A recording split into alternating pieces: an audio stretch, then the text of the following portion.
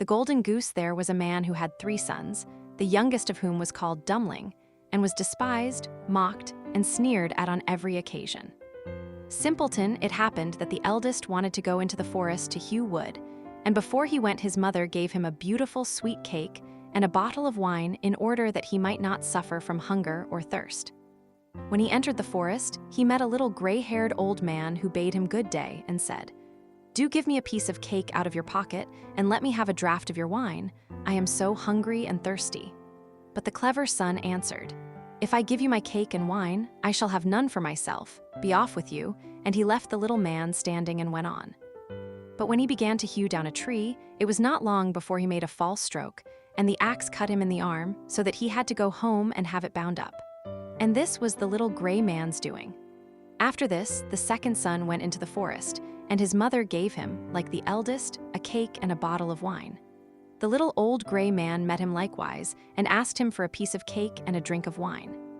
But the second son, too, said sensibly enough, "What I give you will be taken away from myself. Be off." And he left the little man standing and went on. His punishment, however, was not delayed.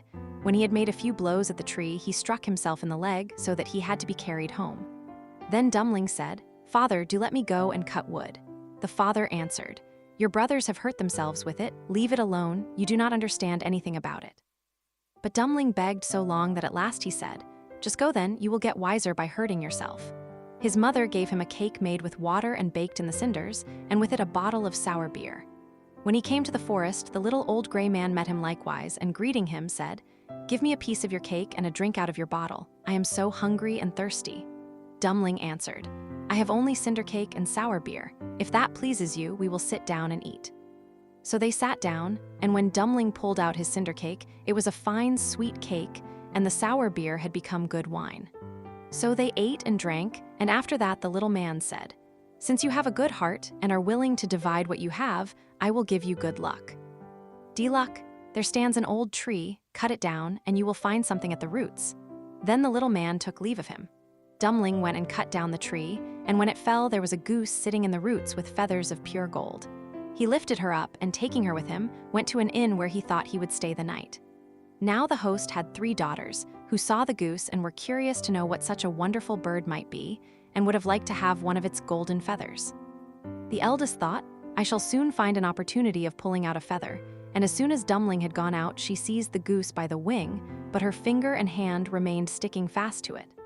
The second came soon afterwards, thinking only of how she might get a feather for herself, but she had scarcely touched her sister than she was held fast. At last, the third also came with the like intent, and the others screamed out, "Keep away! For goodness' sake, keep away!" But she did not understand why she was to keep away. The others are there, she thought, I may as well be there too, and ran to them. But as soon as she had touched her sister, she remained sticking fast to her. So they had to spend the night with the goose.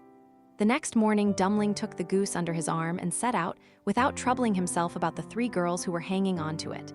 They were obliged to run after him continually, now left, now right, wherever his legs took him. In the middle of the fields the parson met them, and when he saw the procession he said, "For shame, you good-for-nothing girls, why are you running across the fields after this young man? Is that seemly?" At the same time he seized the youngest by the hand in order to pull her away, but as soon as he touched her he likewise stuck fast, and was himself obliged to run behind. Before long the sexton came by and saw his master, the parson, running behind 3 girls. He was astonished at this and called out, "Hi! Your reverence, whither away so quickly? Do not forget that we have a christening today." And running after him he took him by the sleeve, but was also held fast to it. Whilst the 5 were trotting thus one behind the other, 2 laborers came with their hoes from the fields. The parson called out to them and begged that they would set him and the sexton free. But they had scarcely touched the sexton when they were held fast, and now there were 7 of them running behind Dummling and the goose. Goose. Soon afterwards he came to a city, where a king ruled who had a daughter who was so serious that no one could make her laugh. So he had put forth a decree that whosoever should be able to make her laugh should marry her. When Dummling heard this, he went with his goose and all her train before the king's daughter, and as soon as she saw the 7 people running on, one behind the other, she began to laugh quite loudly, and as if she would never stop. Thereupon Dummling asked to have her for his wife, but the king did not like the son-in-law, and made all manner of excuses and said he must first produce a man who could drink a cellarful of wine. Dummling thought of the little gray man who could certainly help him, so he went into the forest, and in the same place where he had felled the tree, he saw a man sitting who had a very sorrowful face.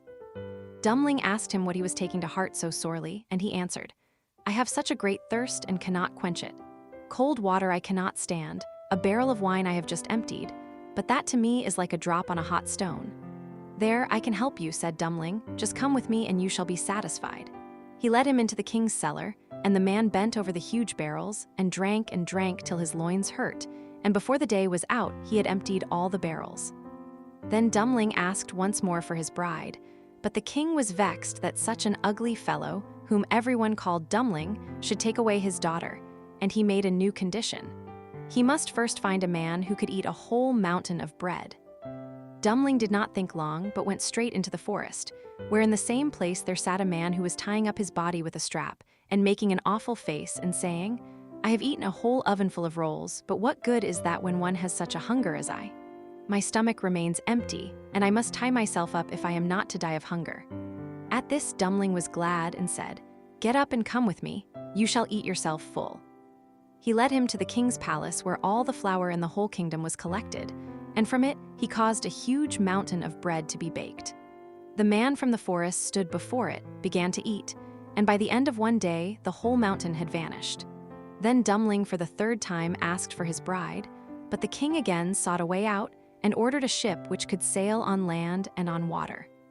"Tur, as soon as you come sailing back in it," said he, "you shall have my daughter for wife." Dummling went straight into the forest, and there sat the little gray man to whom he had given his cake.